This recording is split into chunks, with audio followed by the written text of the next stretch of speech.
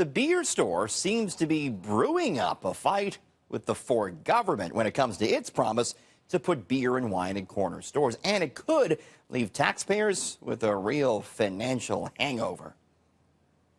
The chair of the beer store's board sent a letter today to Finance Minister Vic Fedeli. It reads in part, quote, the addition of a significant number of new beer retail outlets would put the viability of the beer store's retail business in question and undermine our efficient, low-cost distribution system. The comments appear to signal that the independently owned beer store is unwilling to unwind a 10-year agreement signed under the prior Liberal government in 2015 that prevents the sale of beer and wine in corner stores unless the government pays hefty financial penalties. It certainly doesn't sound like they're willing to undo this agreement, Minister. Well, we have promised to bring choice and convenience to the people of Ontario, and we expect to do that. But we're not going to be consulting through the media. We'll be consulting with our stakeholders over the course of the coming weeks and months. The letter from the beer store to Fedeli came just a day after the Retail Council of Canada released a study claiming Ontario would create a lot of jobs and grow the economy dramatically if beer and wine sales were expanded to corner stores and more grocery stores.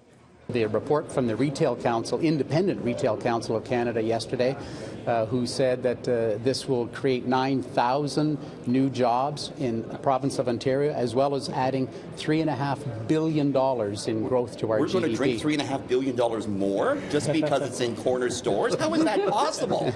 Seriously. The Retail Council, their report showed how this will add value to the province of Ontario.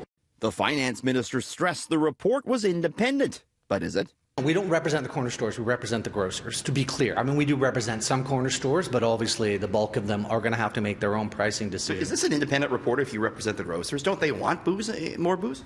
Well, we're not suggesting it's an independent report. It's our report. The government is. You know, the finance minister. It's independent of government. That makes sense to you? That makes sense to you, Minister? Well, I think the Retail Council does an excellent job in their independent reports. As for the some 9,000 jobs potentially being created, the Retail Council says they base much of that off of British Columbia grocery stores adding jobs when that province liberalized alcohol sales. What you found was that when they had a broader licensing system where you could have more stores that were selling, you found that typically store sales would go up by just under $1 million, 880,000, and that on average they were adding 2.3 jobs. So we've extrapolated that to the Ontario market, and that's how we come up with the number that we have. Economic impacts aside, the opposition worries about the potential costs if the government presses ahead with its alcohol plans. They back themselves into a corner about a thing that's not the most important thing for us to be dealing with right now.